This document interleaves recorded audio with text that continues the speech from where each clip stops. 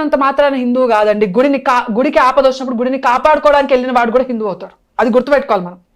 ఇంత జరుగుతుంది రాజకీయ వ్యవస్థలో. రాజకీయాల్లోకి మతాన్ని లాగద్దు, రాజకీయాల్లోకి మత ప్రాతిపదికన రాజకీయాలు నడిచే ఎన్ని దశాబ్దాలుగా.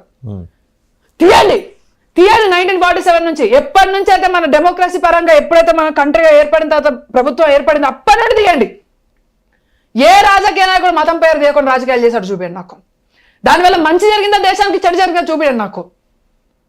అరే ఏ ముస్లిం ఎలా చేయట్లేదు కదా మసీదులను తీసుకోవడానికి, ఏ గవర్నమెంట్ ఇంటర్వెన్షన్ లేదు కదా.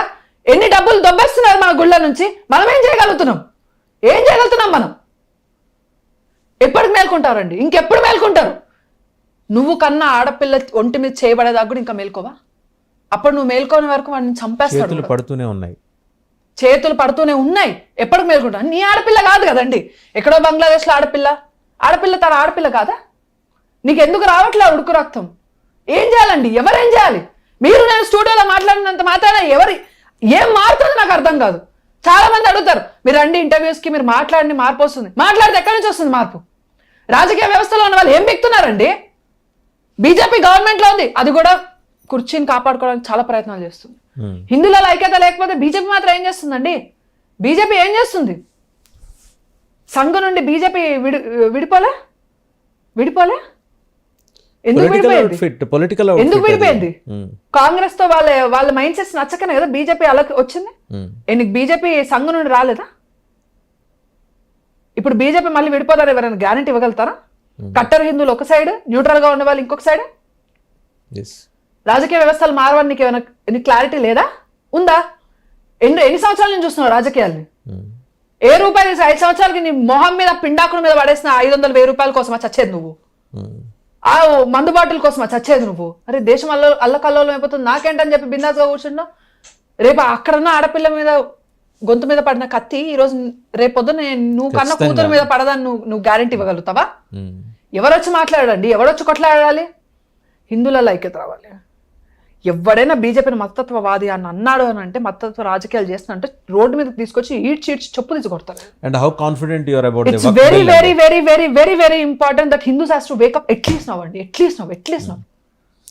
ఇంకా ఎవడో రాడు, ఎవడో వచ్చి నీతో హితబోధలు చేయడు, ఎవడో ట్రెండ్ అవ్వడానికి. నాకు అర్థం కాదండి. చాలా మంది అంటారు మీరు మాట్లాడితే ట్రెండ్ అవుతుందండి. నా ట్రెండ్ ఏం చేయాలండి? నా బొందలో పోసుకోవడానికి ట్రెండ్ ఏం చేయాలి? 25 సంవత్సరాలు ఉన్నాయి నాకు, ఇంకో 20 సంవత్సరాలు బతుకుతాను కూడా నాకు తెలియదు. చచ్చిన తర్వాత ఏం చేసుకోవాలి? ట్రెండ్ని చచ్చిన తర్వాత ఏం చేసుకోవాలి? ఫాలోయింగ్ని చచ్చిన తర్వాత ఏం చేసుకోవాలి? అరే బతుకున్నప్పుడు ఏం మార్పు తీసుకోలేకపోతే బాధ ఉందండి. గుండెలో ఒక వ్యధ ఉంది. బీజేపీ ఉంది, కేంద్రంలో మనం ఏం చేయగలుగుతున్నాం? గుళ్ళ ధ్వంసం జరుగుతుంది, ఏం చేయగలుగుతున్నాం? రాజకీయ వ్యవస్థ ఇలా ఉంది, ఏం చేయగలుగుతున్నాం? ఇంటర్నల్ ఇట్లా ఉంది, ఏం చేయగలుగుతున్నాం? సంఖ్యలు వేసుకొని ఎంతకని కూర్చోవాలండి? ఎంతకని కూర్చోవాలి? ఏ దేశం కోసం ప్రాణాలు ఇవ్వమని ఎవరు చెప్పట్లేదండి. దేశం కోసం ప్రాణాలు ఇవ్వమని ఎవరు చెప్పట్లా.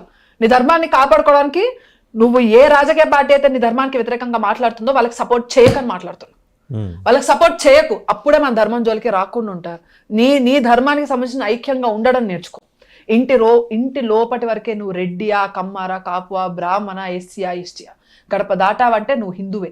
బొట్టు పెట్టుకున్న ప్రతి ఒక్కళ్ళు హిందువే. ఆ గుడి నీది కూడా. ఓసీలదే కాదు, ఎస్సీలదే కాదు, ఎస్టీలదే, ప్రతి ఒక్కరిది, ప్రతి హిందువుది. కాపాడుకోవాల్సిన బాధ్యత మనకుంది.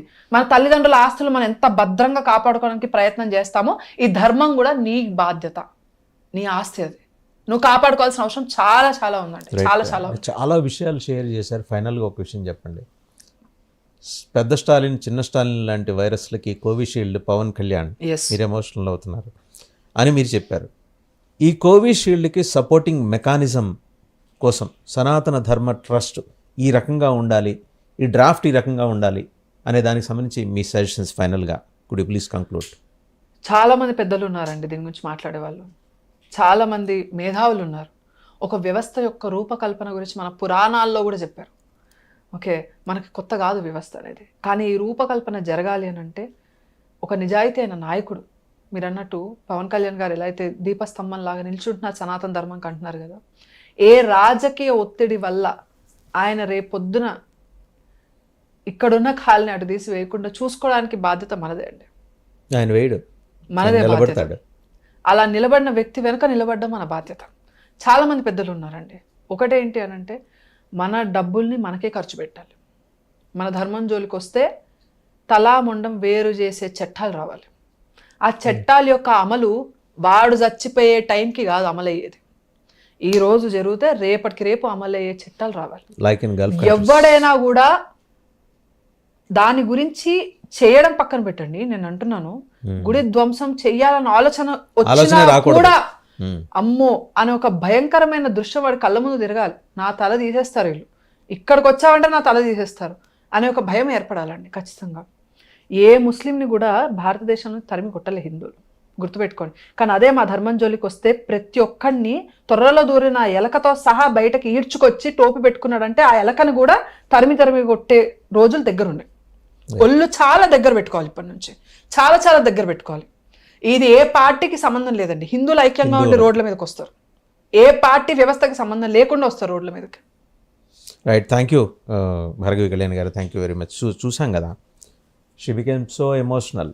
హిందూ ధర్మానికి జరుగుతున్న హాని మీద, అలాగే హిందూ మహిళలు, బాలికలు, యువతులు వీరి మీద జరుగుతున్న అత్యాచారాల మీద, నిస్తేజంగా నిర్వేదంగా ఉన్న హిందూ సమాజం మీద స్పష్టంగా తన అభిప్రాయాలు వెల్లడించారు.